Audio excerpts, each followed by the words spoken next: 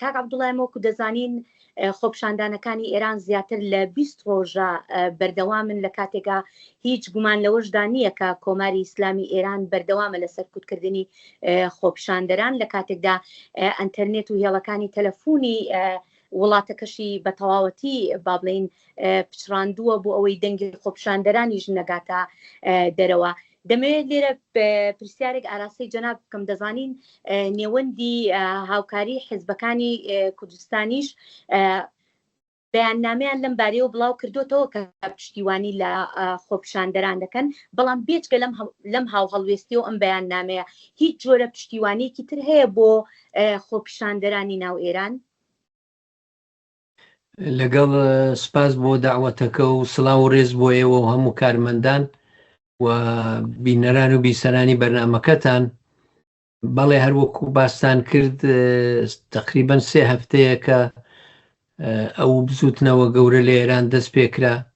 2-3 ڕۆژی ڕابردوو بە کزی ڕۆیشتووە.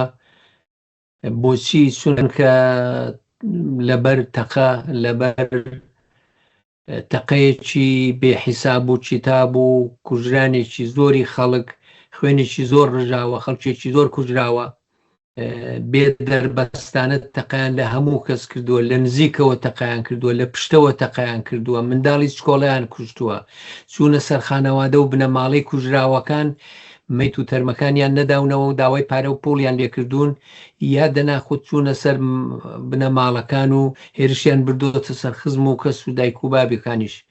بە هەر حاڵ وەزعێکی زۆر زۆر ئەمنی نالەبار هەیە و سەرکوتێکی زۆر توند و تیژانە هەیە. هەرچەند من پێم وانییە ئەم بزوتنەوە گەورەیە و ئەم تقریبەن نیمچە شۆڕشێک بوو، ئەمە بتوانێت دامرچێک بە هاسانی سەر هەڵدەداتەوە و دنیای دەرەوەش نازانم تەدەخول بکەن یان نا، بەڵام بیکەن و نەیکەن ئەم وەزعە وەکو خۆی نامێنێتەوە. ئێران ناگەڕێتەوە دۆخی پێش ئێستای، ئێران تازە ناگەڕێتەوە ئەم دۆخی پێش ئێستای. حیزبە کوردیەکانیش ببوورە کە جەنابەت پرسیارت کرد، دوو ڕاگەاندنمان داوە، یەکیان پشتیوانی و ئەوە بووای و یەکیان بە تایبەتی داوای مانگرتنمان کرد لە کوردستان و شارە کوردنشینەکان زۆر زۆر باش بەدەنگ ئەو داخوازیەوە هاتوون.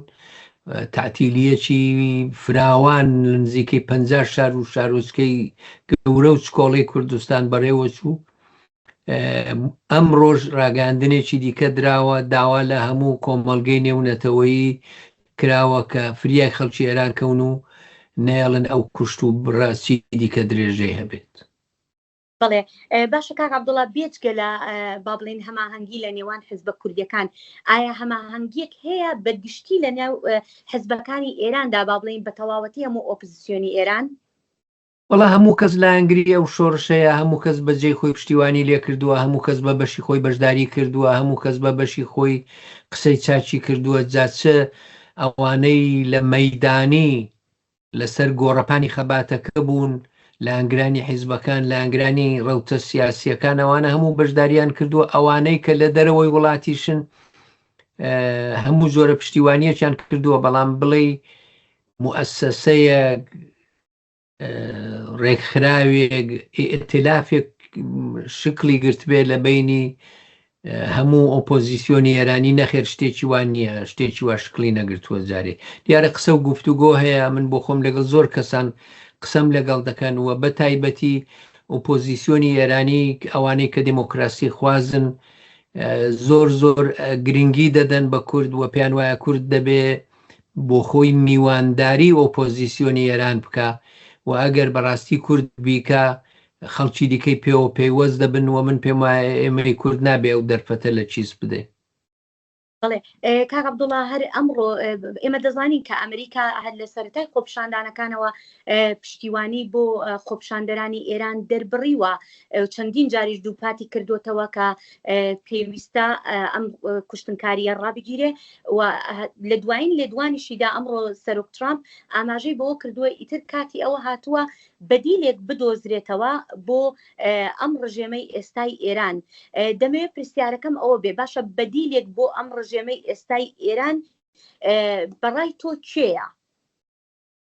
ئەوە نادیارە ئێمە جارێ نە حیزبێک نە ئێتلاف و کۆالیسیۆنێکی یەکگرتووی وامان هەیە کە نوێنەری هەموو خەڵکی ئێران بێ و متمانە پێکرا و بێ لەلایەن هەموو خەڵکەوە وەنە لە ناوخۆی وڵات نە لە دەرەوەی وڵات شتێکی ئاوا شکلی نەگرتووە. کۆمەڵێک کەسایەتی هەن، کۆمەڵێک حیزب هەن لە ناوخۆش کەم نین، بەشێک لەوانە زیندانیانی سیاسی ئێستا و پێشوون، بەشێک لەوانە کەسایەتی سیاسی ئەم چەندە ساڵی ڕابردوو خەباتکار بوون یا گەنجترن و ئەم ساڵانەی دوایی هاتوون.